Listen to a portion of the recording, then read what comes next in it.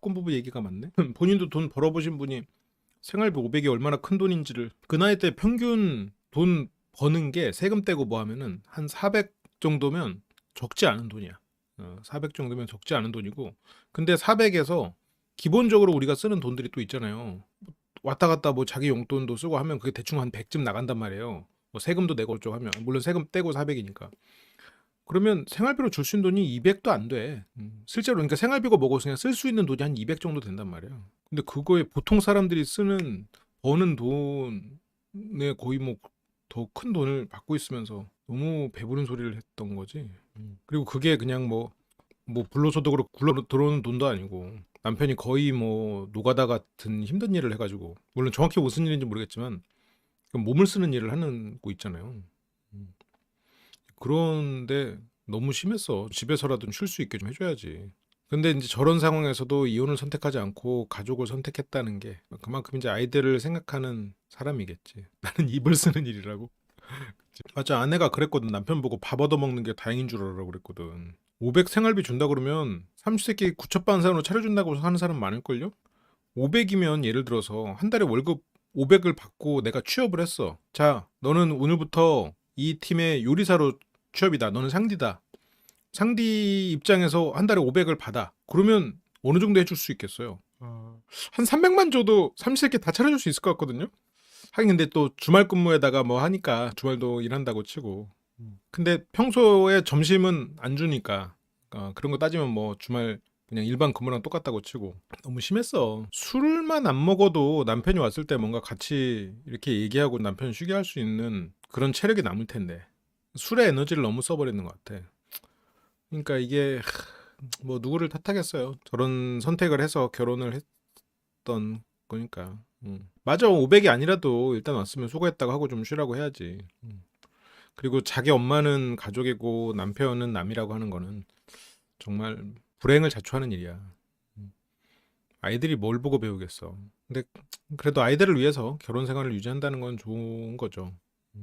어른들의 사정으로만, 어른들의 행복을 위해서만 생각하면 이혼을 하는 게 더 좋다고 생각해요. 근데 이제는 아내가 이혼하고 싶지 않겠지. 남편이 이제 능력자라는 게 머릿속에 들어왔으니까. 근데 남편은 지금 사랑받으려면 계속 돈을 벌어야 되는 상황이 돼버렸고. 안 됐죠. 어떤 면에서든.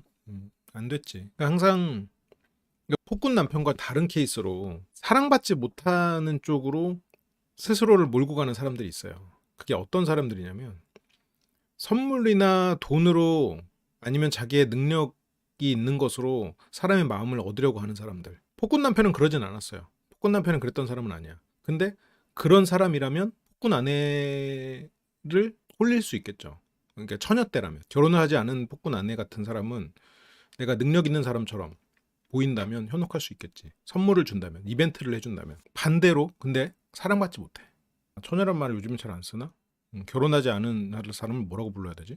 미혼인 상태? 그래서 제가 참 안타까운 게 그 남자분들 이렇게 얘기를 해보면 그래서 제가 이제 어린 친구들 이렇게 안타까운 게 자기는 못생겨서 연애를 못한대. 그런 사람 있고 나는 돈이 없어서 연애를 못한대. 이런 사람들 그리고 또 연애를 하려면 선물을 주고 이 사람에게 돈으로 증명을 해야 된다고 생각하는 사람들. 그게 결국 사랑받지 못하는 방법이거든. 그리고 돈이 이 사람의 사랑을 증명한다고 생각하는 사람들. 그러면 본인은 사랑을 어떻게 증명할 거냐? 라고 생각하면 본인은 사랑하지 않아. 사랑할 줄 모르는 사람들이거든. 근데 폭군 남편이 그렇진 않지만 그렇게 돈으로 어떤 능력으로 이 사람을 그것만을 위주로 본다면 사랑받지 못해요. 결국 돈이 사랑받는 거지 본인이 사랑받는 게 아니란 말이야. 물론 그렇게 하다가도 정이 들고 이렇게 하면서 살지 하는데 저는 기본적으로 어떤 조건을 보고 결혼하는 거 나쁘지 않다고 생각해요. 그거는 조건은 변하지 않으니까 웬만하면 덜 어떤 감정이 이런 것보다는 더 탄탄하게 자리를 잡으니까 당연히 돈도 뭐 중요하죠. 그렇지만 지금 어떤 뭐 이벤트나 그 사람이 어떤 돈을 과시하는 거 그런 것들로 사람에게 마음을 표현하고 그 사람을 마음을 얻으려고 했을 때 결과는 사랑받지 못하고 계속해서 돈을 퍼줘야 되는 돈으로 평가받는 일이 일어날 수 있다는 거지. 그래놓고 나는 왜 이렇게 연애를 할 때마다 진정한 사랑을 못하고 이렇게 다들 감사할 줄 모르는 사람만 만날까요? 아니 본인이 애초에 돈으로 상대를 유혹하려고 했기 때문이야. 지금 500씩 생활비를 주면서도 밥 얻어먹는 게 다행이라고 말하는 이런 상황에서 어쨌건 남편은 어떤 기대를 가지고 뭔가를 애쓰려고 하는데 이게 과연 이 남편의 인생이 돌아봤을 때 어떨까 걱정이 돼요. 그래도 뭐 본인이 선택한 삶이니까. 남편은 여기 이제 법률 상담에서도 잘못이 반반씩 있다라고 생각하고 아내는 남편을 멸시했다. 본인도 알아. 그래서 남편은 그래도 내가 잘하면 아내가 바뀌겠지라고 각오를 했죠. 이게 남편의 장점이자 단점 같은데 남편은 성격이 뭐 하나에 꽂히면 다른 게 잘 안 보이는 사람 같기는 해요. 그러니까 뭔가 하나에 다른 게 안 보인다기보다는 그냥 그걸 우직하게 밀고 나가는 스타일 같아. 그래서 멀티가 잘 되거나 아니면 그때그때 유연하게 상대의 말에 바로바로 대처한다거나 아니면 막 자기 말을 그럴듯하게 포장한다거나 이런 게 전혀 안 되는 사람이야. 그냥 딱 그 미션이 주어지면 이제 그거 한다. 여기 와서도 아내를 용서한다. 아니면 아내랑 잘 살아본다. 한번 딱 머릿속에 입력이 되니까 그걸 밀어붙이는 거야. 유서를 쓰면서 다 용서됐다 하니까 딱 그냥 쭉 가는 거야. 이게 아내 입장에서는 굉장히 답답한 사람. 뭐를 해도 항상 계속 새로운 게 있을 때는 새로운 걸 말을 해줘야 되고 알려줘야 되고 그렇게 보면 아내 입장에서는 되게 미련해 보이고 답답해 보이고 재미도 없고 그렇게 보일 수 있겠지.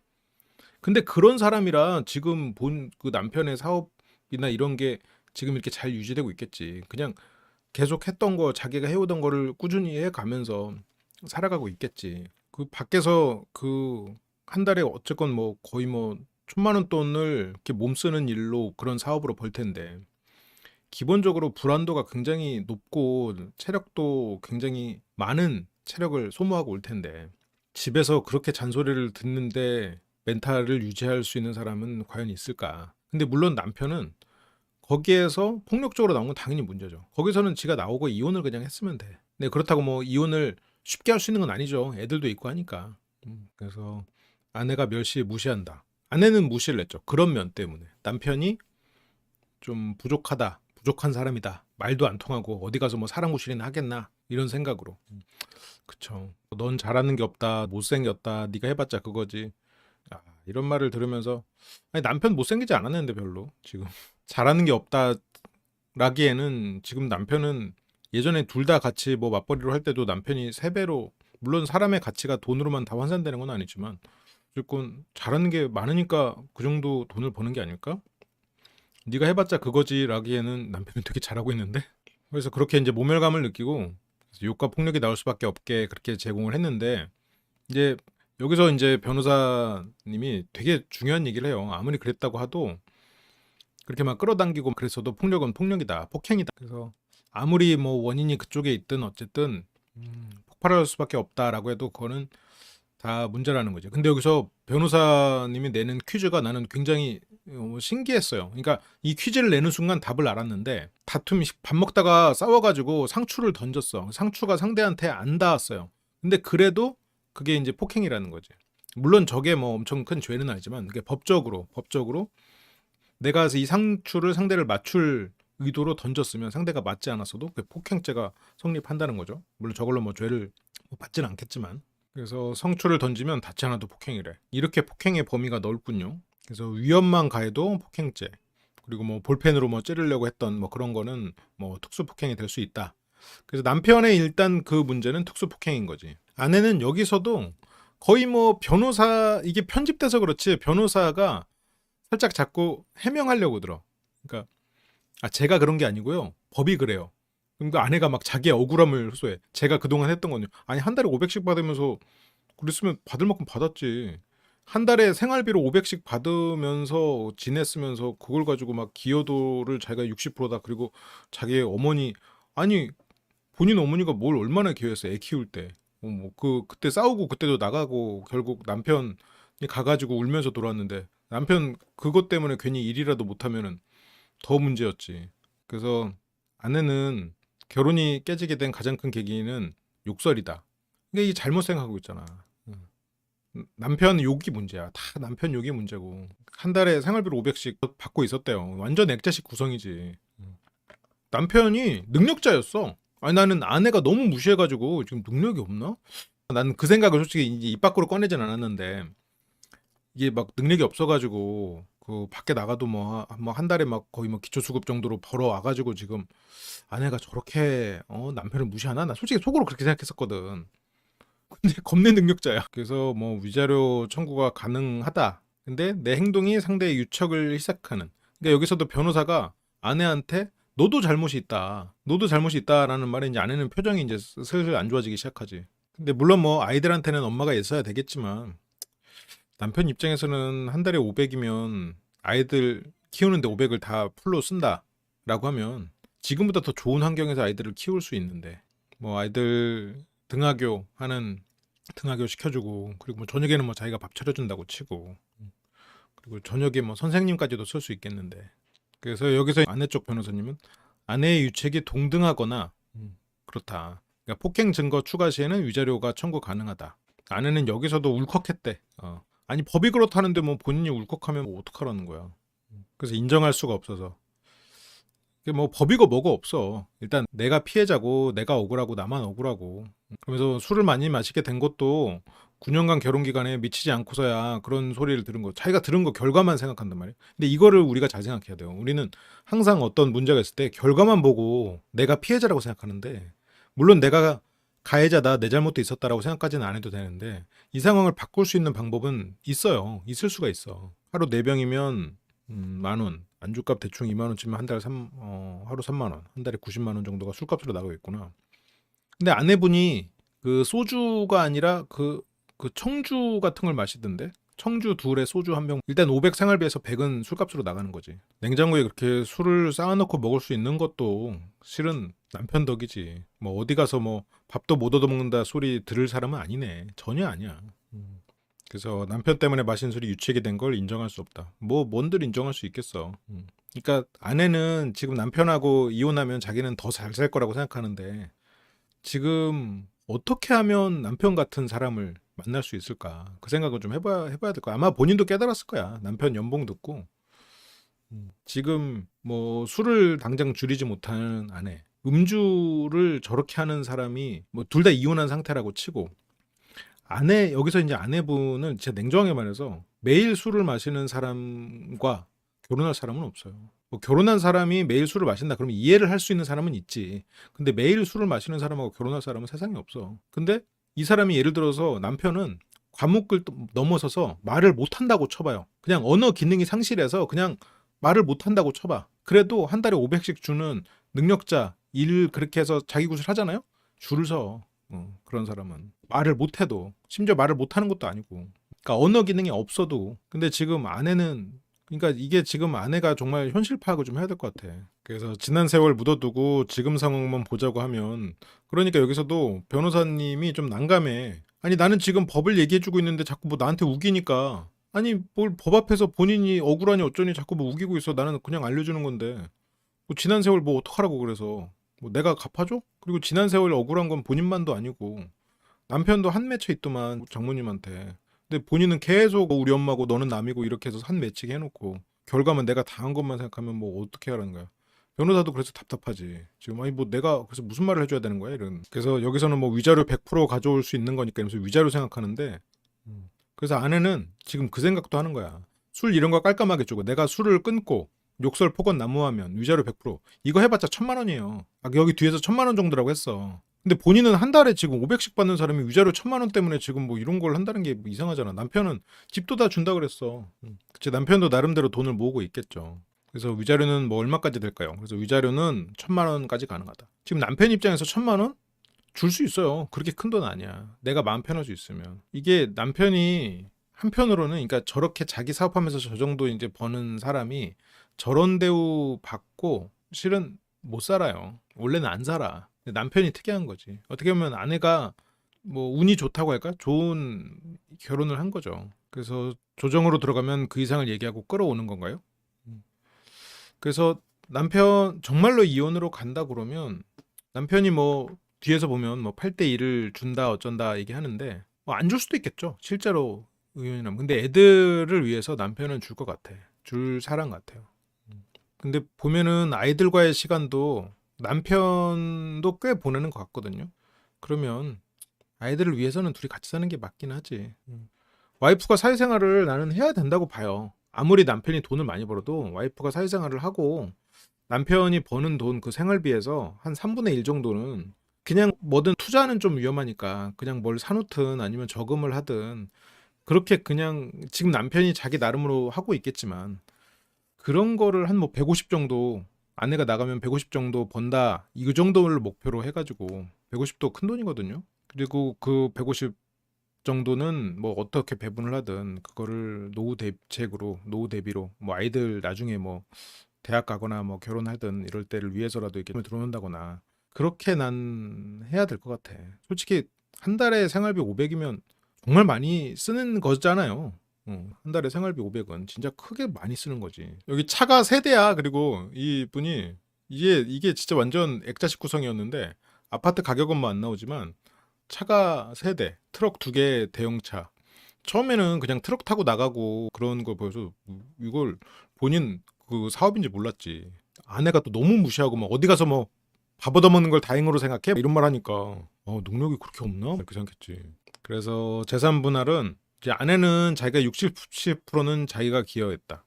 진짜 물론 뭐 아내가 참 노력했겠지만 이 재산 지금 현재 형성된 재산의 기여도가 저렇게까지 높다고 말하는 건 진짜 양심이 없는 거지. 근데 본인은 자기가 양심이 없다는 걸 모르지. 근데 아내에게는 내 남편이 얼마나 괜찮은 사람인지를 말해줄 사람이 주변에 없었어요. 그리고 남편에게 어떤 행동을 해야 되는지 가르쳐 주는 이런 뭐 TV나 드라마에서나 있었지. TV나 드라마에서는 남편들이 어때요? 거기서 뭐 이벤트 해주지. 거기서 뭐 어떤 판타지를 채워주죠. 근데 실제로 일상생활에서 어떻게 함께하고 어떻게 해주는지를 본 적이 없는 거야. 그러니까 어떻게 해야 될지를 모르겠지. 그래서 뭐 도의적으로는 부부가 함께 공동체를 만든 거니까 양보해서 5대5. 근데 이제 남편은 처음에 5대5라고 생각했는데 그리고 심지어 결혼 초기 자금도 1억으로 본인이 돈도 들고 왔어. 결혼 초기 자금 1억도 들고 오고 지금 생활비도 본인이 벌고 있는 상황이죠. 그래서 여기서 아내도 한 4년 정도 맞벌이를 그래도 난 아내가 진짜 사회생활 전혀 안 해보신 분인 줄 알았는데 4년 정도 그래도 일을 하셨네요, 아내가. 그때 소득의 비율이 이제 3대 1이었던 걸 보면은 아내가 뭐 한 150에서 200 정도 버는 그런 일을 했던 것 같아요. 남편은 지금 500보다 더 벌겠구나. 생활비가 500이니까. 더 아내가 더 많이 벌었을 수도 있겠다. 네, 조강미천님 안녕하세요. 그러니까 아니 근데 인간적으로 이렇게 했는데 5대 5는 솔직히 너무 심한 거 아니야? 어. 그래서 여기서는 이제 남편 6, 4, 6대 4가 무난하게 주장 가능. 야, 근데 6대 4여도 남편 입장에서는 억울하다고 느낄 수 있을 것 같은데 그냥 과감하게 이제 8대 2를 그냥. 근데 이제 이쪽 아내 쪽에서도 아내가 원하는 재산 분할 5대 5는 어렵다. 시댁에서 1억 도와줬고 10년 전 1억이니까 큰 돈이다. 근데 여기서 시댁에서 1억 도와줬다고 하니까 여기서 아내가 하는 말이 그러니까 어떻게 보면 40%뭐 10% 차이니까 물론 뭐 작은 돈은 아니겠지만 근데 아내는 나보다 남편이 더 가져간다는 게 그게 견딜 수 없어. 그것 때문에 여기서 또 변호사 말에 나는 인정할 수 없다라고 계속 하거든. 그러니까 여기서 변호사님이 아내를 설득해. 뭐라고 하냐면 당연히 애 둘 낳고 내 몸 상하고 이거는 돈으로도 환산 못하는 가치가 맞죠. 그래서 아내가 여기서 돈으로 환산 못하는 거 돈으로 환산 안 하시는 거잖아요. 그러니까 아니 어차피 본인도 지금 돈을 받으려고 말하는 거잖아요. 돈으로 환산해야 되는 거니까 돈으로 환산되는 걸 해야 되잖아. 그러니까 아내는 근데 돈으로 환산 못하는 걸 돈으로 환산해달라는 거잖아 지금. 그리고 본인이 그렇게 힘들 때 남편은 안 힘들었겠어. 근데 변호사님이 아니 환산해서 40%. 계속 설득해. 그러면서 이제 아내는 일을 하지 못한 상황에 둘째를 낳으면서 생긴 건데 애들 케어도 잘했는데 근데 이제 남편이 가지고 가는 비율이 높던 게 남편보다 자기가 더 이 집에 기여한 거가 크다라고 생각하는 거죠. 그래서 뭐 여자로서 좀 많이 억울한데 너무 억울한데 그러니까 세상 억울하게 이렇게 하는 거니까 이게 남편 생각대로 정말 남편이 8대 2 아이들을 위해서 8대 2 줄 마음이 있으면 그렇게 주고 끝내는 것도 되게 좋을 수는 있을 것 같아요. 남편을 위해선. 근데 뭐 아이들을 위해서는 아닐 수도 있겠지만 그러니까 이제 변호사도 살살 이렇게 아내 스타일을 알았어. 그래서 아우 당연히 이해는 하는데 객관적으로 보고 말씀드리는 걸 생각해 주면 좋겠어요. 나는 객관적으로 말하는 것뿐이다. 아우 뭐 아니 본인이 뭐 억울하면 가서 뭐 헌법을 바꿀 수 있는 것도 아니고 무슨 이런 법이 바뀌는 것도 아닌데 법이 그렇다는데 뭐 어떡해요? 이렇게 이 뜻이지 결국. 그리고 본인이 그렇게 감정에 호소하는 거는 주관적인 얘기다. 나는 객관적으로 얘기하는 거고 본인이 객관적으로 못 보기 때문에 아내는 지금 계속 억울하고 그런 일만 있는 있는 상황이죠. 그러니까 아내가 시어머니한테 1억 받았지만 옆에서 지지해줬던 건 친정어머니. 그러니까 지지해줘서 뭐 기여도를 뭐 얼마를 원하는 거야. 음. 저런 말하면서 본인이 굉장히 똑똑하다고 생각하겠죠. 본인이 굉장히 스마트하다고 생각하고 있겠지. 그래서 다 돈으로만 보는 거잖아요. 그래서 뭐 친정 어머니의 기여도를 주장하는데, 그러니까 본인이 어쨌건 혼자 되시면서 딸하고 굉장히 많은 이 가깝게 지냈다는 것도 알겠어요. 두 사람이 참 가깝고 그런 사이인 건 알겠는데, 어른이 됐으면 독립할 줄도 알아야 돼요. 어른이 됐으면 내 가정 우선하게 생각할 줄도 알아야 되고. 이렇게 뭐 오렌지 주스나 이런 거 타 먹을 때는 소주로 드시고 그냥 드실 때는 청아 드시고 이러시는 것 같은데. 그러니까 여기서도 변호사가 그런 부분이 고려돼서 40%. 그러니까 변호사도 좀 짜증나. 이게 지금 좀 짧게 편집돼서 그런데 그게 고려돼서 40%. 또 무슨 막 억울해 어쩌 좀 그쵸. 그런 억울함까지 해서 40%. 계속 이렇게. 변호사님도 뭐 이런 고객을 많이 상대해 보셨겠죠. 그래서 뭐 40%에 무너졌던 것 같아. 어머님은 금전적인 지원을 해주셨지만 우리 엄마 지원이 안 들어간 게 아닌데, 그렇게 지지받는 거면 남편이 이혼하고 지지해주기로 하고 돈은 원래 돈대로 나눠도 되겠네. 아내는 이 상황이 굉장히 억울한데, 여기서는 이제 아내는 자꾸 이제 여기 와서 이제 현실을 자꾸 깨닫는 거지. 그러면서 와서 한다는 얘기가 다 필요 없고 합의 이혼하자. 자기 맘대로 하고 싶으니까 합의 이혼으로. 남편은 그러니까 지금까지 그게 통했거든. 자기가 옳다라고 생각하고 살아왔거든요. 근데 이제 세상을 만나면서 내가 내 맘대로 안 되네? 그러면 법을 내 맘대로 할 수 없으니까 너라도 내 맘대로 하자. 자, 넌 내 맘대로 내가 말한 대로 이혼하자 이렇게 되는 거지. 그래서 뭐 소송까지 갈 필요 있어? 소송으로 가면 자기가 불리하다는 거를 이제 조금 깨달았거든요. 근데 이제 남편은 이혼할 생각이 없어요. 이혼하고 싶지 않아. 애들을 생각해서 이혼하고 싶지 않고, 그리고 특히 유서 쓰는 클래스를 하면서 남편이 큰 마음의 변화가 있었던 것 같아요. 그 전에 자기 모습을 보면서도 아이들 생각하면서 그래도 큰 변화가 있었고, 이제 앞으로 남편이 이제 계속 노력을 해야지. 밖에서 돈 벌고 집에서는 이제 아내 다독이면서. 그리고 아내는 또 술을 또 끊지도 않을 거야. 본인이 끊지 않는다고 그랬어. 그래서 여기서 아내는 다시 남편이 폭언 폭행하면은 현실이 되니까. 그래서 아내는 억울해서 울었대. 저게 문제야. 억울한 감정은 인간의 굉장히 큰 감정 중에 하나거든요. 원래 부정적인 감정이 큰데 그 중에서도 큰 게 억울함이지. 아내는 저 억울함에 갇혀가지고 주변을 못 봐. 객관적으로 세상을 보지를 못해. 이게 참 위험한 거예요. 감정은 우리에게 필요한 거지만 저런 식으로 한 감정에 매몰돼가지고 주변을 객관적으로 보지 못하는 상황들이 존재하죠. 그러면서 어머니 기여도 들어갔는데, 집 하라고 해주는 돈이 들어갔는데, 우리 어머니가 나름대로 도와줬는데, 아니 그거 아까 변호사가 충분히 말을 해줬는데. 그리고 이게 이제 참 안타까운 건데, 예를 들어서 누가 회사를 차렸어요. 이게 참 냉정한 말이지만 회사를 차렸어. 내가 그 회사에서 일은 안 해. 근데 그 회사를 처음에 차릴 때 그 회사의 투자금, 처음에 그 회사를 차릴 때 자산의 한 50%를 댔어. 그럼 나는 지분 50%를 갖죠. 근데 그 회사를 운영하면서 일단 내가 무급으로 일을 해줬어. 그렇지만 그 지분에 대한 얘기는 안 했어. 그러면 회사의 지분을 나중에 회사가 망해서 지분을 나눌 때 누구한테 돈을 주나요? 일을 했다고 주는 거 아니에요. 일을 해서 그 회사의 주인이 되는 거 아니야. 그 개념이 없는 거지. 일을 안 해도 내가 그 회사가 망할지 잘 될지 모르지만 초반에 리스크 감수하고 들어가면 그거지. 그러면 예를 들어 친정어머니는 월급을 받았으면 됐어. 월급을 받는 개념인 거야, 실은. 이게 너무 냉정한 얘기지만, 그러니까 이런 게 개념이 없는 거야. 이런 직원으로 내가 10년을 일했다고 해서 그 회사에 지분을 받을 수 있나? 뭐 받을 수도 있겠지. 근데 그건 지분이 없는 거예요. 뭐 도의적으로 아니면 너무 잘해서 감사한 마음으로 줄 수도 있겠지. 근데 월급을 받은 거잖아요. 그럼 월급 받을 일이지. 무슨 기여도고 어쩌고 그런 게 있어. 그리고 중간에 싸워서 나갔는데 술 먹는 양이 저 정도가 되면 제대로 된 판단을 하기가 어렵죠. 그런 걸 학생들은.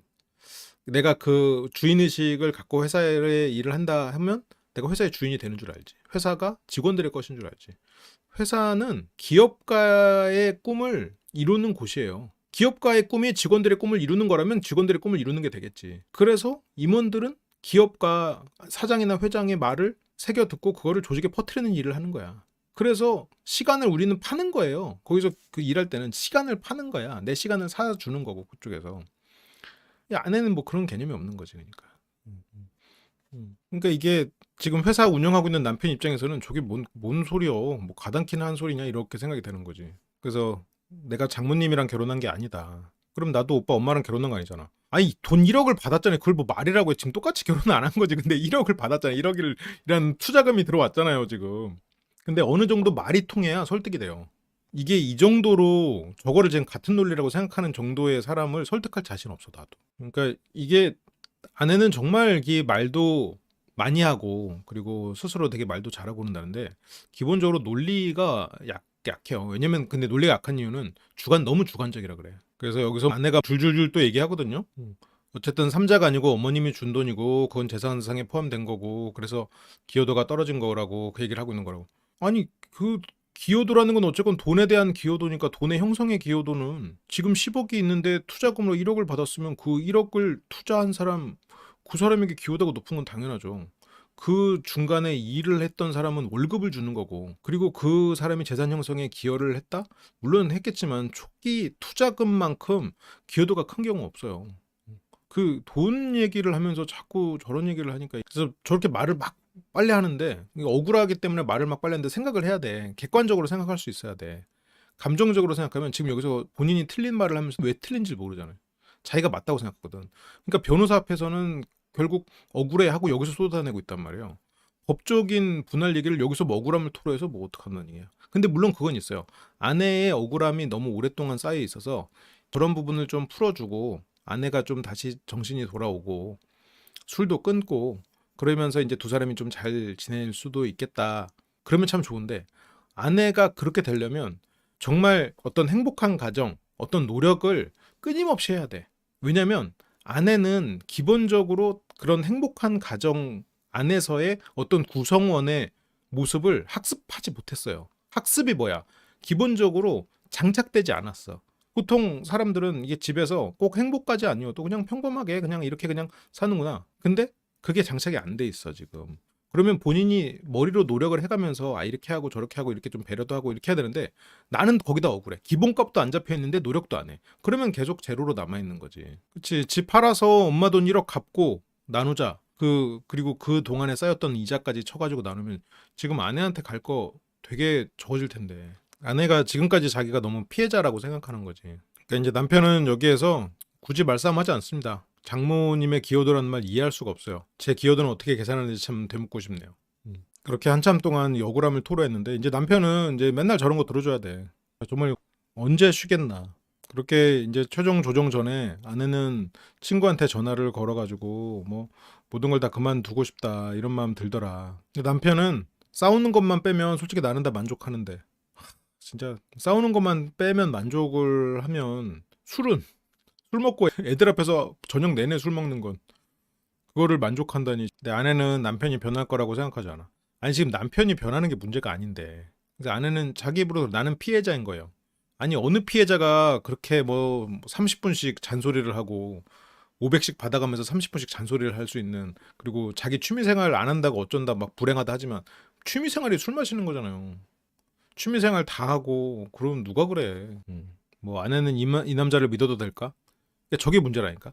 남편은 꾼, 나는 피해자. 그러니까 이 사람이 내가 뭘 해서 그랬을 거라고 생각을 그 개념을 없어져 버린 거야. 아내는 술을 끊어야 돼. 근데 자기 모습을 보면서도 반성이 없다는 게 술 문제를 넘어선 기본적인 개념의 문제가 있는 것 같아요. 그래서 여기서는 아내가 이혼 의사가 있습니다. 이번 시즌에서 거의 유일하게 확실하게 이혼 의사가 있었던 분이죠. 다른 부분은 이혼 의사 없어요. 그리고 남편은 확실하게 얘기합니다. 나는 이혼 의사가 없다. 그래서 여기서 이제 아내 측은 남편 4, 아내 6. 그러니까 아내는 지금 저게 안 될 거 알면서도 이제 5대5를 바라니까 조금 더 세게 부르는 거겠지. 그래서 아내가 받을 수 있는 게 최대 40%. 근데 이제 일단 60까지 불렀죠. 그래서 아내가 받을 수 있는 게 최대 40%라고 하니까 이 변호사도 지금 폭군 아내 눈치 봐. 변호사 물론 뭐 고객을 잘 응대하는 어쨌든 변호사도 서비스직이니까. 그래서 마음 많이 상하셨죠? 아유 고객님 법이 우리 고객님 마음 상하게 했죠? 아유 그 나쁜 법 제가 떼찌 해드릴게요. 자 마음이 상했어. 그래서 제가 이렇게 40이라고 말씀드리는 거는 우리가 조정에 갔을 때 40%를 주장해야 된다는 건 아니다. 그래서 뭐 여기서도 이제 친정 어머니가 큰 도움을 줬다 뭐 이런 얘기를 또 한단 말이죠. 친정 어머니의 육아 도움도 아내 기여도에 포함돼야 한다. 이게 고객이 원하니까 아내 여기 변호사님도 어쩔 수 없이 저 말을 하는 거겠지만 물론 뭐 아내 입장에서는 우리 엄마가 고생했다 이런 생각이 들 수 있겠지만 변호사 말대로 그거 포함이었지 실은 그거 포함. 그래서 물론 가족이지만 끌어들이는 게 대해서 기여도 주장이 이해되지 않았지. 그리고 뭐 맞벌이도 했고 그래서 기여도 6. 아내는 저게 진짜 타당하다고 생각하고 있겠지. 변호사는 5대 5까지 어떻게 가보자 해가지고 조금 더 세게 부른 거고. 그리고 아내가 양육권도 주장하고 있고. 이제 이쪽 남편 쪽에서는 소득 수준이 좀 일은 하긴 했지만 소득 수준이 좀 차이가 나고. 근데 여기서 남편이 과감한 얘기를 해. 그래서 원래는 남편이 6을 주장하려고 했는데, 그리고 근데 이제 양육권 아내가 그냥 가져가라. 근데 이제 그렇게 되면은 6대 4가 아니고 아내가 양육권을 가져갈 경우 과감하게 2대 8, 내가 2, 너 8. 그러니까 너 집 가져. 너 가져가. 그래서 여기서 폭군 남편도 제가 2고요. 8, 니네 8 가져가라. 그래서 여기서 소장훈 씨가 재산이 별로 없어서 그러는 거예요?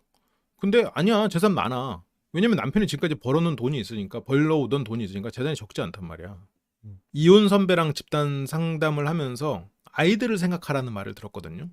그래서 이 재산을 분할했을 때 어쨌건 아이들이 반쪽짜리 집에 살게 하는 경우가 생기는데, 그러니까 이제 그걸로 좀 깨달은 바가 있는 거죠. 아이들을 위한 환경을 마련해주기 위해서는 그런 부분에 있어서는 희생이지. 어떻게 보면 아버지로서 생각해보면 당연한 거야. 이게 남편으로서 생각하면 이혼하는 과정에서는 남편이라면 아내라면 난 똑같지. 어떻게든 더 받고 싶겠지만 아이들을 생각하면 어쨌든 아이들한테도 더 주고 싶은 마음이란 말이에요. 부모가 뭐가 애들은 뭐 뭔 죄야. 애들이 뭐 이혼한 시킨 것도 아니고. 그러니까 저런 마음이 들 것도 같아요. 어떻게 보면 참 복잡한 마음 같아. 근데 또 저런 마음이 들 정도의 사람이라면 이혼을 선택하지는 않겠죠. 그래서 아이들이 지낼 환경이 가장 중요하다. 그래서 여기서 남편은 이혼을 한다면 2대 8. 아이들을 뭐 가끔만 보게 된다는 게 좀 슬픈 일이긴 하지만 이렇게 만약 한다라고 생각하면 이혼을 해서 그렇게 서포터를 하고 본인은 본인의 삶을 찾는 것도 나쁘지는 않을 수 있을 것 같은데. 근데 아이들이 혼란스러울 수는 있겠네요. 그래서 남편은 20% 따로 뺀 이유는 그래도 전셋집이라도 하나 얻으려고 그렇다. 저는 언제든지 경제활동해서 벌 수 있거든요. 그리고 양육비 주면서 충분히 생활 정도 능력됩니다. 갑자기 자신감 뿜뿜. 난 그래서 남편 너무 과신하는 거 아니야? 지금 자산 중에 80% 넘기고 그리고 전셋집 얻고 이러면 되나? 그랬는데 알고 보니까 겁나 능력자. 양육비 주면서 충분한 생활할 능력은 됩니다. 그렇게 말할 정도가 됐어. 말할 만해. 이제 그런 남편의 말을 듣고 이제 이게 진짜 사람이면 미안함이 생겨야지. 나는 그 돈 더 받으려고 우리 엄마까지 끌어들여 가지고 기여도를 주장했는데 저쪽에서는 애들 생각하면서 너 80 가져가라 이랬으면 인간적으로 응? 진짜 사람이면 깨닫는 바가 있어야지. 그렇게 이제 뭐 아내는 짠하다 그러는데 남편이 짠한 거는 회사에서 돌아와 가지고 쉴 곳 없는 게 짠하지. 여기서 뭐 돈 준다 이런 게 짠하다기보다는 그렇게 뭐 처음부터 그렇게 남편은 그러니까 이게 아내에 대한 사랑이라기보다는 애들에 대한 걱정이지. 그래서 진실한 사람이구나. 내가 몰랐다. 어떻게 보면 이제 아내도 어떤 부부간의 사랑의 모습을 이제 배워가는 걸 수도 있겠죠. 어려서 본 게 없으니까. 갑자기 진실한 사람이라고. 나 팔 주고 너는 어떻게 살래? 남편을 굉장히 무시해. 내가 봤을 땐 남편은 팔 줘도 지금 뒤에 얘기 들어보니까 잘 살겠어. 근데 아내는 저거 생활비 받아도 그 애들 하나당 양육비 풀로 줘도 260이거든요. 260에서 술값으로 100만 원 나가. 지금 이대로 마시면. 그러면 160이고 그리고 160에서 어쨌건 뭐 관리비 나가야 될 거 아니에요? 그럼 30 나가잖아. 그러면 대충 130으로 살아야 돼. 두 애 키워야 돼. 내가 봤을 때 아내가 생활 수준이 떨어지지 남편은 생활 수준은 안 떨어져요. 지금 당장 집이 좀 좁아질 수 있겠지. 근데 혼자 사는데 집이 좁아지는 데를 무슨 상관이야. 이런 마음이 있었어요. 이게 아내가 이렇게 현실감이 없는 거야. 지금 보니까 남편은 재산의 이익 갖고도 얼마든지 다시 일어설 수 있는 사람이야. 남편이 지금 벌고 있는 걸 보면. 그리고 전셋집이 있으면 편하겠지만 남편은 어차피 지금 회사나 사무실이 있기 때문에 그 근처에 그냥 조그만 방 하나 얻어도 그만이에요. 남자가 혼자 살면 필요 없어. 솔직히 돈 쓸 데도 별로 없고. 남편을 잘 모르네. 본인이 문제예요. 본인이 지금 팔 가졌다 그래서 아싸 팔 이럴 때가 아니야. 양육비 최고 아싸 최고치로 뽑았구나 아싸. 아니야. 지금 본인 반토막 돼요. 지금 생활 수준이 반토막도 안 돼. 그러니까 400에서 160이 되는 거야. 그러면 3분의 1이야. 3분의 1. 본인은 지금 3분의 1 토막 나게 생겼어 지금 생활 수준이. 근데 그게 지금 계산이 안 되는 거야 머릿속으로.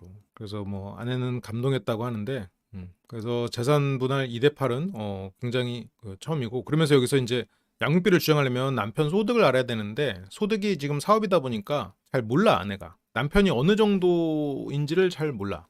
남편 소득을 몰라. 다달이 생활비로만 던져줘서 생활비를 잘 갖다 주니까. 그래서 생활비가 약 500 정도. 내가 봤을 때 약 500이면 500도 더 될 수도 있어. 그리고 중간중간 달라고 하는 것들 이런 것들 보면 자기가 뭐 얼마 쓰고 얼마 벌고 이런 거 잘 모르거든.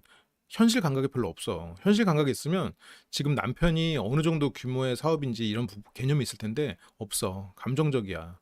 그래서 몰라 지금 남편이 어느 정도의 사업이고 어느 정도의 그럼 이제 그냥 그때그때 달라고 하고 이런 것도 분명히 플러스 알파가 있을 거거든요. 그냥 풍요로워, 풍요로워. 지금 보니까 남편이 뭐 낚시나 뭐 그런 돈 쓰는 취미가 있는 것도 아니더라고요. 그러니까 여기서 지금 변호사님도 당황하는 거야. 아니 그렇게 뭐 억울하네 어쩌네 하면서 막 그 재산 기여도 막 어쩌고저쩌고 했는데 지금 생활비를 500씩 받고 있었어? 그러니까 지금 변호사님도 당황. 500이요? 그러면 최고 구간 기준으로 계산해 볼게요. 1인당 130만 원. 이것도 굉장히 큰 돈이죠. 그러니까 저렇게 되면 이제 260이야. 굉장히 크게 느껴지는데 지금 3분의 1로 줄어들어 생활 수준은. 왜냐면 고정비를 빼고 남은 걸로 비율을 계산하면 3분의 1이야 지금. 근데 저희가 남편 소득을 모르는 상황이어서. 근데 여기서 변호사님이 되게 어깨에 힘이 들어간 것 같아. 내 변호인 그 정도야. 아니 내 고객이 그 정도야. 맞습니다. 그 정도요. 최고 구간으로 하세요. 소득이 어느 정도냐라는 거 이제 좀 머뭇거리는데 억대 연봉이라고 봐야겠지. 보통 연봉으로 환산하면. 굉장히 큰 거지. 억대 말로 하니까 이게 다 이게 쉬워 보이지. 억대 연봉 별로 없어요. 그래서 연봉으로 치면 그래서 여기서 아내가 되게 궁금해하거든요. 자기 남편이 얼마나 대단한 사람인지 그중만 몰랐어. 그래서 뭐 통계적으로 보면 뭐 얼마다라고 하니까 굉장히 높지. 거기서 아내가 표정이 좀 바뀌거든. 남편 소득도 모르고 자기가 뭐 얼마를 쓰고 있는지도 모르고 자기가 술값으로 얼마 나가는지도 모를 거야. 만약 남편이 채무 남편 정도의 소득이었으면 여기도 빚잔치야. 여기도 지금 빚잔치였을 거야. 그래서 이제 남편 소득 알았더니까 어때요? 벌써 이제 미소가 눈웃음까지. 그래서 이 남편 경제권을 아내한테 주고 용돈 받아 쓰는 게 아닌가 걱정이 되는데 물론 사업가니까 그러진 않겠지만 그래서 양육비 1인당 130만 원은 합리적인 금액이다. 그치 뭐 저 정도 벌면 뭐 줄 수 있지 충분히. 그치 이제 시간 지나면 아니 그렇게 많이 벌면 그 중에서 뭐 80%는 줘야 되는 거 아니냐. 우리가 4명이고 내가 3명이 집안에 있으니까 네가 버는 돈의 최소한 75%는 줘야 되는 거 아니냐. 더 달라고. 그렇게 계산을 할 수도 있겠지. 89%, 85%까지 막 그렇게 할 수도 있어. 그래서 아까 이혼하겠다고 말씀하셨는데 근데 이제 아내가 그 말 듣고 제가 사실 요구사항이 되게 많은 편인데 지금까지 벽 보고 얘기하는 느낌이어서 아니 본인이 대답을 기다리지 않고 계속 쏟아냈는데 어느 사람이 그거에 벽 보고 대화하는 느낌이 안 들겠어. 어느 정도 달변이어야. 그래서 조정을 통해 남편이 요구사항을 들어준다면 결혼생활 유지할 수 있지 않을까. 갑자기 좀 그래 네가 그렇게 정 원하니까 네가 내 요구를 들어주면 유지는 해줄게. 유지할 수 있지 않을까? 이게 지금 남편의 어떤 능력을 듣고 이렇게 지금 살짝 태세가 살짝 전환된 느낌이죠. 그래서 아내의 말에 표정이 밝아졌죠. 아내가 이혼을 생각해보겠다는 말에 바로 표정이 밝아지는데 근데 이제 아내의 요구사항 뭐 폭언 폭행하지 않기 뭐 이건 당연한 거죠. 근데 여기에서도 지금 서장훈이 보기에도 너무 아내는 스스로가 피해자라고 생각한단 말이에요. 그러니까 말 자체를 좀 줄여라. 근데 이게 말 자체를 줄이는 게 지금 가능할지 모르겠어요. 왜냐면 여기 오기 전까지만 해도 아까 자기 어머니의 기여도 얘기할 때 그때도 다다다다 얘기하잖아요.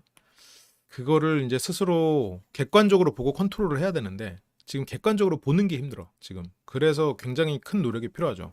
머리로 행복한 가정 그리고 아내 그리고 엄마로서의 역할을 스스로 짜내야 돼. 이게 창조해내야 돼. 보통 우리는 어떤 엄마의 역할, 뭐 아빠의 역할, 그리고 배우자의 역할 이거를 모방하잖아요. 모방에서부터 시작하잖아. 근데 지금 없어. 그래서 그걸 창조해내요. 굉장히 어려워. 근데 그래서 창조해내기 위해서 스스로 굉장히 계속 성찰하고 자기를 돌아보고 내가 틀리지 않았을까? 그래서 그런 부분을 계속 개선해 나가야 되는데 창조해야 되는 사람이 계속 남 탓을 하고 있으니까 애초에 시작도 안 됐었던 거야. 근데 어쨌건 이 계기를 통해서 이 가정의 행복이 깃들길 바랐는데 그래서 서장훈이 이제 넌 쓸데없는 말 너무 많다. 화가 풀릴 때까지 같은 말을 반복하는 거 그건 고쳐야 된다. 그래서 터져라 하면서 찌르는 거 아니냐. 응? 그런 걸 하지 마라. 근데 이제 아내가 지금 이 말이 무슨 말인지 알지 모르겠네요. 그리고 이제 아내 측 요구사항은 부정적인 말 하지 않기. 그래서 뭐 아니 이런 말. 근데 본인이 그렇게 뭐 30분씩 잔소리를 하는데 거기서 막 해? 그래서 어쨌건 뭐 그리고 아내 측 또 세 번째 요구사항은 밤 10시에서 12시 사이에만 휴대전화 사용. 뭐 핸드폰으로 유튜브를 안 보거나 그럴 수 있는데, 그러니까 남편이 저녁 8시에 자서 밤 10시에 일어난대. 밖에서 몸을 쓰고 그렇게 고생을 하고 오니까 와서 오자마자 좀 자고 시작하는 것 같아요. 근데 이제 밤에 전화를 보고 그렇게 시간을 보내는데, 야, 자기는 술을 그렇게 오후 내내 먹으면서, 그래서 남편 건강에도 좋지 않을 것 같아가지고 뭐 그러는데, 남편 건강 같은 소리 하고 있어. 지금 술을 매일 3병씩 먹는 사람이 지금. 아, 참. 근데 이제 남편 측은 현실적으로 휴대전화 아예 보지 않는 건 어렵다. 왜냐면 휴대전화로 고객들의 연락이 오거나 아니면 뭔가 일에 대해서도 필요하겠지. 그리고 또 남편은 잘 때마다 책 읽어주는데요. 애들한테 책을 보니까 그날도 이 전에 또 보면은 아내는 식탁에서 술 먹고 있고 남편은 거실에서 그러다 애들이랑 같이 곁에 앉아 있더라고. 물론 아내가 훨씬 더 많이 하겠죠. 근데 방송에만 안 잡혔겠지. 근데 어쨌건 남편이 안 하는 건 아니다는 거지. 뭐 아이들 뭐 잘 때마다 양치 시켜준다라고 하고. 그러니까 이제 아내는 제가 뭉뚱그려서 안 했잖아 이러면 엄청 붕괴요. 아 당연하지. 했는데 안 했다 그러면 당연히 누구든 억울하지 않겠어? 본인만 억울함 있는 거 아니잖아요. 근데 이제 그냥 흘려라. 서장훈 씨는 이제 그런 걸 다 흘려라. 했어도 한 걸 안 했다고 했어도 안 했다고 해도 흘려라. 이제 아내는 어쨌든 공격을 위해서 현실을 왜곡하죠. 그래서 남편은 다 수용하기로 했고요. 그래서 이제 남편 쪽 의견은 무시하는 거. 그나마 밥이라도 얻어먹는 게 다행인 줄 알아. 야, 500씩 주면은 밥 얻어먹는 게 문제가 아니라 이제 500씩 주면은 스테이크도 매일 얻어먹지. 뭐 있을까? 매일 500씩 내면은 밥 얻어먹는 거 다행 아니죠? 그래서 남편을 그걸 요구하려다가 그것도 요구 안 한대. 남편이 내가 그냥 바뀌면 아내가 바뀌겠지라고 생각한대. 소장님도 본능 남편과 폭군 아내 중 선택해주세요. 이유와 함께. 사람이 마음이 편해야 살지. 그래서 남편은 요구도 하지 않고 내가 바뀌겠다. 여기 와가지고 진짜 이혼숙녀 캠프 와서 많은 깨달음을 얻으셨나 봐요. 근데 이제 저기 조정 위원장님이 그래도 노력해라. 진작에 말씀이 그렇게 많지 않으신 분인데 아내한테 남편이 요구사항 없어도 노력하셔야죠. 그래서 뭐 서장훈 씨도 아내가 문제가 없다. 무시하는 말 하지 않아야 된다. 그리고 요구사항이 이건 진짜 중요한 거지. 음주량 줄이기. 이건 너무 중요해. 너무 당연한 거야. 그러면 뭐 특별한 날, 뭐 1년에 한 번, 아니면 뭐 진짜 많이 쳐주면 한 달에 한 번, 뭐 치팅데이를 주는 거지. 근데 지금 줄이기라니? 근데 물론 현실적으로 뭐 1년에 한 번 마시는 건 불가능할 거예요. 한 달에 한 번도 불가능하긴 할 거야. 이 아내분이 지금 그냥 술을 좋아하는 정도를 넘어섰거든요, 지금. 지금 뭐 그러다 보니까 현실적으로는 불가능일 거는 같은데 아내는 지금 현재 매일매일 마시면 먹히는데 5일 쉬고 먹으면 못 먹더라고요. 그러면서 이제 2병 마시고 나면 먹고 싶은 대로 먹어줘요. 처음에 2병이라고 얘기를 꺼내서 마치 주량이 2병 같지만 2병을 일단 마시고 나면 그 다음부터는 이제 술이 들어간다 쭉쭉쭉이잖아요.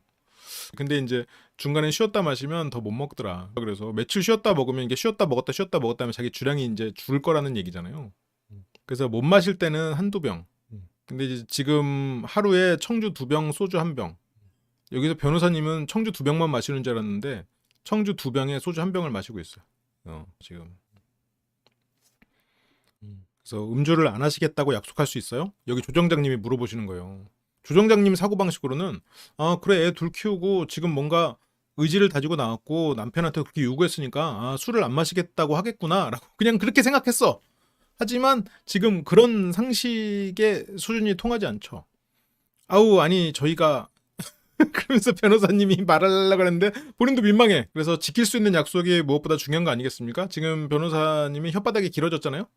보통 사람이 이제 혓바닥이 길어지는 거는 자기도 자기 말에 어떤 확신이 없을 때 보통 이렇죠. 그래서 한 달 기준으로 총 음주 10번. 그러니까 거기서 변호사님이 억울한 게 여기서 10번? 당황했거든. 근데 내 생각엔 10번도 못 지킬 것 같아요. 10번도 지금 아내가 못 지키고 있을 가능성이 난 크다고 봐. 그냥 홀짝홀짝 매일 먹는데.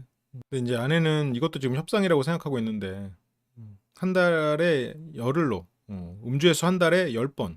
그러니까 여기서 이제 다들 당황해. 근데 여기서 당황하지 않은 사람은 남편. 괜찮은데? 한 달에 10번? 그래도 매일 마시던 사람이니까 그 정도도 이 기준이 남편도 지금 큰일 났네. 그래도 이제 남편이 다시 생각을 해보니까 아내는 지금 술을 포기할 마음이 없네. 그리고 한 번 술 마실 때 최대 소주 2병으로 제한. 그래서 아내 측은 주장이 음주량이 늘어난 이유는 매일 마셔서 가속도가 붙었대.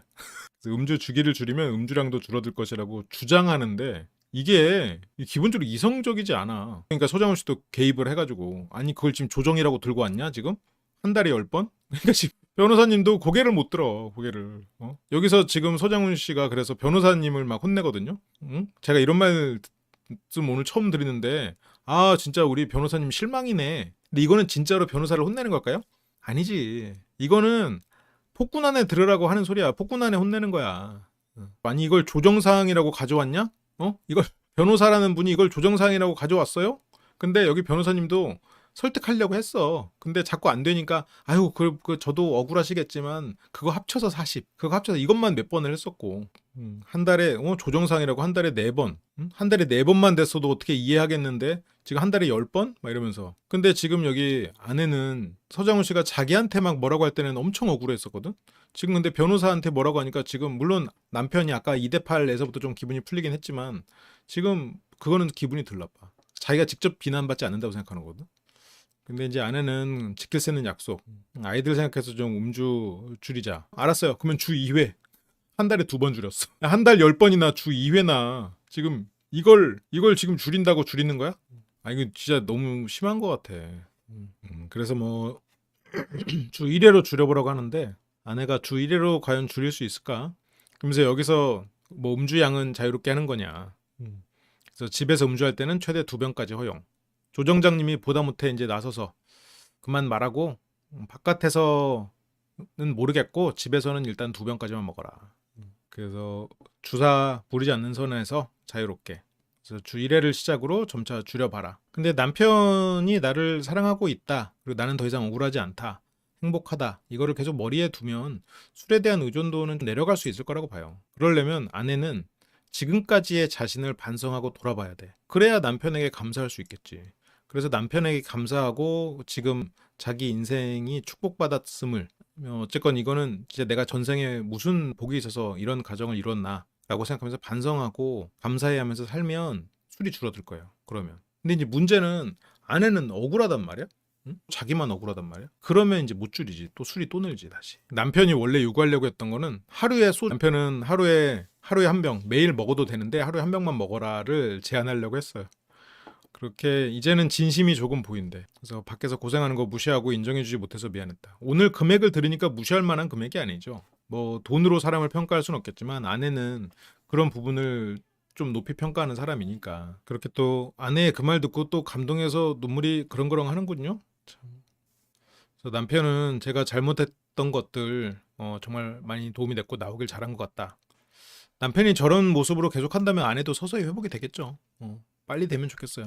근데 아내분이 남편은 남, 엄마는 가족 이렇게 생각하면 남편은 이제 진짜 계속 밖에서 돈 벌어오고 그거밖에 안 남아. 이게 남편이 좀 아쉬울 게 없는 사람 그런 성격의 사람이라면 아내가 이렇게 함부로 못할 텐데 이렇게 무시당하지 않았을 텐데. 그래서 서로를 아껴주며 함께하길. 그래서 이제 조정사항들을 쭉 다 정리를 했고요. 그리고 두 사람은 이제 돌아와가지고 이렇게 뭐 그 이혼을 가정했을 때 선택에 대한 얘기를 합니다. 그 뭐 아내는 뭐 갑자기 이제 와서 굉장히 다정하게 뭐 그렇게 다 호구처럼 퍼져 그렇게 살지 마 뭐 이렇게 하면서 남편을 안쓰럽게 생각하거든요. 지금까지도 실은 남편은 회사에서 일 몸 갈아놓고 집에 와서도 아내한테 잔소리 듣고 그렇게 살아왔지. 내가 당신한테 줄 수 있는 것들을 다 주고 마음까지도 줬는데. 그러면서 이제 아내가 이제 나 원망하나? 나 미워? 원망도 했고 밉기도 했지. 그래도 당신 아이들 지키고 싶어서 이 자리에 있는 거잖아. 아내가 잘 돌아봤으면 좋겠어요. 아무리 엄마가 안쓰럽고 그래도 본인이 효녀하면 되지. 왜 남편까지 효자를 시키려고 그래. 그래서 아내도 자기 방법이 틀리지 않았나라고 얘기를 하고 그렇게 이 두 사람은 이 이혼수녀 캠프에서는 해피엔딩을 맞습니다. 왜냐면 상대는 어차피 이혼하고 나면 남이니까. 근데 애들이 있으면 얘기가 좀 달라지지. 내가 불행해도 뭘까를 생각할 수밖에 없는 건 사실이니까. 그게 남편의 선택이라면 잘 되기를 바랍니다. 이게 뭐 결혼해서 그렇게 살고 아이들 키우고 그렇게 생활 유지해 나가는 데 있어서는 뭐 그 어떤 미모가 뛰어나다 아니면 뭐 남자도 마찬가지로 그렇다고 해서 그게 가치가 어 연애할 때 그 가치가 뭐 100%였다면 결혼하고서 그렇게 산다면 한 20% 정도겠지. 지금 그렇게 폭군 부부의 내용이 끝이 났습니다.